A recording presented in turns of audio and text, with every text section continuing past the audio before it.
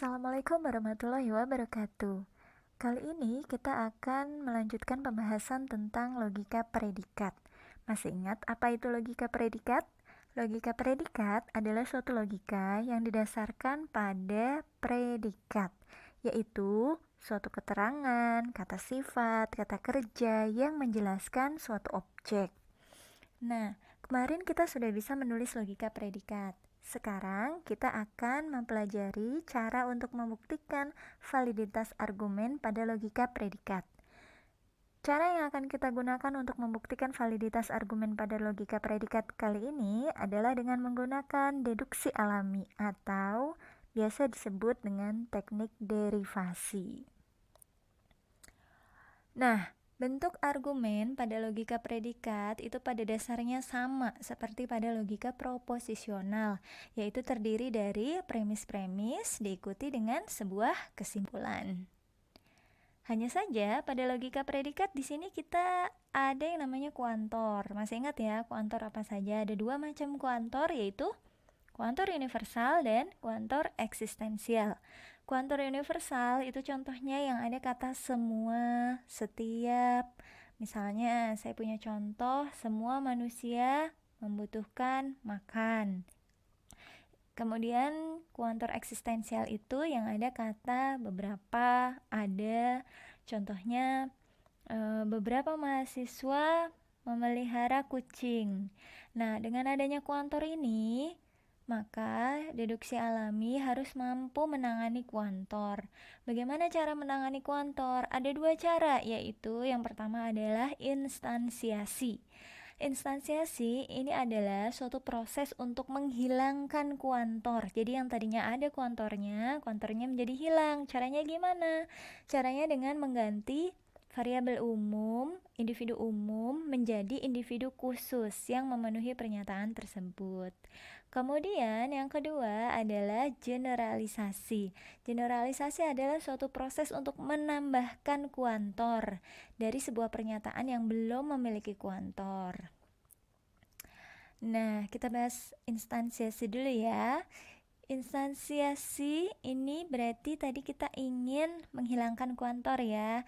Kalau kita ingin menghilangkan kuantor universal, maka disebut sebagai instansiasi universal.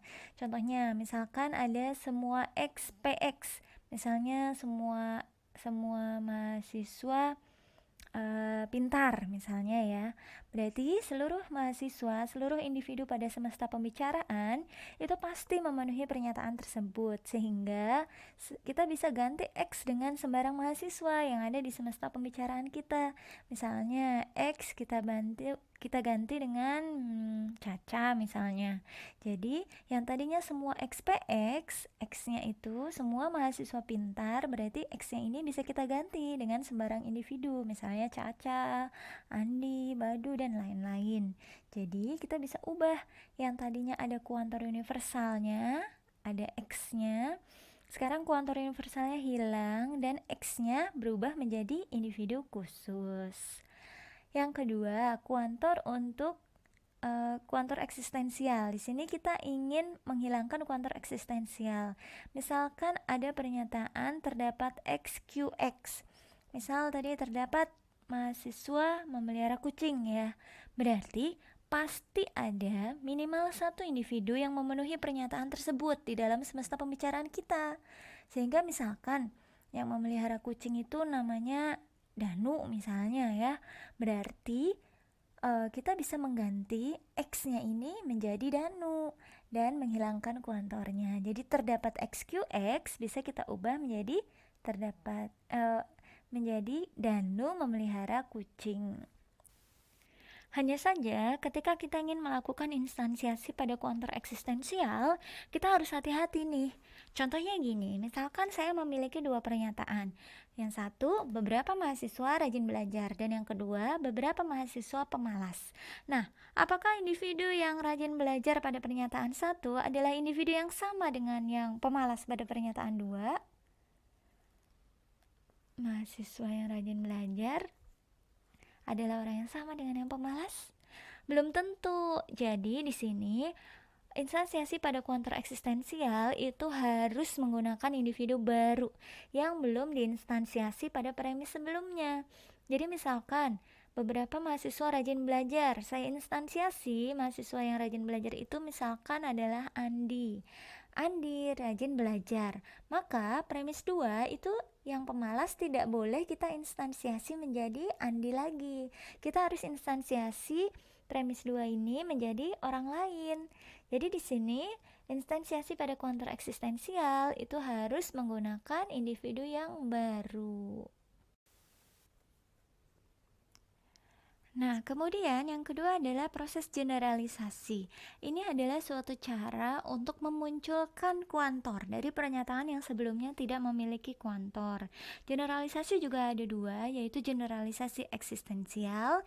Ini adalah suatu generalisasi untuk memunculkan kuantor eksistensial. Sebagai contoh, misalkan saya memiliki kalimat Cica adalah anak yang rajin. Maka kita bisa simpulkan ada anak yang rajin. Siapa? Cica. Jadi kuantor eksistensial ini sangat mudah ya penggunaannya ya, generalisasinya itu. Jadi RC Cica rajin dapat digeneralisir menjadi terdapat X, RX. Terdapat anak yang rajin. Kemudian yang kedua adalah generalisasi universal. Generalisasi universal ini kita ingin memunculkan kuantor universal. Jadi sebelumnya nggak ada kuantor universal, terus kita generalisir ya. Nah ini agak susah sih, nanti kita lihat contohnya ya. Jadi generalisasi universal ini harus kita lakukan secara hati-hati. Kita bisa menambahkan kuantor universal pada formula, tetapi ada syaratnya. Biasanya cirinya formula itu memuat variabel bebas, jadi tidak boleh sembarangan formula kita generalisasi secara universal. Kenapa? Contohnya gini, misalkan saya punya contoh Andik adalah mahasiswa pemalas. Nah tentu kalian gak pengen kan digeneralisir semua mahasiswa pemalas, padahal yang pemalas cuma Andik. Nah jadi di sini kita tidak boleh melakukan generalisasi universal dengan sembarangan. Terus bolehnya kapan? Bolehnya adalah ketika variabel pada suatu pernyataan yang ingin kita generalisasi berasal dari premis yang juga menggunakan kuantor universal. Jadi premisnya dicek lagi di atas, kuantornya universal atau enggak. Nah, cirinya gimana? Cirinya biasanya sih kita akan menggunakan variabel bebas untuk pernyataan yang diturunkan dari kuantor universal, tapi ini sebenarnya nggak selalu ya. Jadi kita lebih baik lagi untuk lihat premisnya itu terikat nggak dengan kuantor universal. Nanti kita lihat contohnya supaya udah ya. Oke, kita simpulkan lagi ya. Jadi di sini kita punya dua aturan baru untuk menangani kuantor. Aturan pertama adalah aturan instansiasi, di mana aturan instansiasi sendiri ada dua macam, instansiasi eksistensial dan instansiasi universal. Instansiasi eksistensial adalah menghilangkan kuantor dengan cara mengganti individu X yang masih umum dengan individu baru. Individu barunya bisa apa aja ya, nggak harus C, A, B, C, D, E, F, G, dan seterusnya. Kemudian instansiasi universal. Instansiasi universal adalah menghilangkan kuantor universal dengan cara mengubah yang tadinya X individu umum menjadi individu baru. Individu barunya sebenarnya bebas ya kalau di sini ya, karena instansiasi universal itu semua individu pasti bernilai true, semua individu pasti benar. Jadi misalnya gini, semua mahasiswa pintar, berarti kita boleh pilih mahasiswa yang mana saja, A, B, C, D, E, F, G. Bahkan kalaupun kita memilih huruf X lagi atau huruf Y atau huruf Z, yang mana itu adalah simbol-simbol untuk individu umum juga, itu boleh. Jadi seperti yang ada di slide ini, X bisa berubah menjadi C, individu khusus, atau X bisa berubah menjadi Y, individu umum juga, atau X berubah menjadi X lagi juga nggak apa-apa gitu. Oke, terus yang kedua adalah generalisasi. Generalisasi juga ada dua, yaitu generalisasi eksistensial dan generalisasi universal. Generalisasi eksistensial adalah memunculkan kuantum eksistensial dari suatu pernyataan. Kalau ini mudah ya. Jangan lupa ubah individunya yang tadinya khusus menjadi individu yang umum. Jadi menjadi X. Kemudian generalisasi universal ini adalah suatu cara untuk memunculkan kuantum universal, tetapi di sini formulanya itu harus berasal dari premis yang juga terikat dengan kuantum universal juga. Ciri-cirinya dia menggunakan variabel bebas. Oke, setelah kita punya 4 aturan baru totalnya ya, 2 aturan generalisasi dan 2 aturan instansiasi, kita akan menggabungkan 4 aturan baru itu dengan aturan deduksi alami yang sudah kita pelajari sebelumnya pada logika proposisional. Buka lagi ya catatannya ya. Nah, selain itu, kita juga masih bisa menggunakan hukum-hukum ekuivalensi logis selain menggunakan aturan-aturan deduksi alami.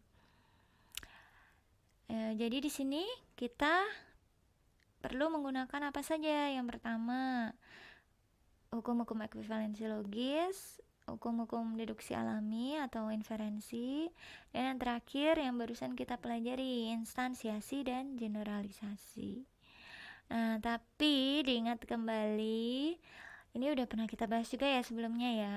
Kalau hukum ekuivalensi itu boleh diterapkan sampai ke subformula. Jadi tidak harus untuk satu formula utuh, hanya saja aturan inferensi berikut dengan generalisasi dan instansiasi itu hanya dapat diterapkan untuk formula utuh. Jadi tidak boleh diterapkan untuk subformula.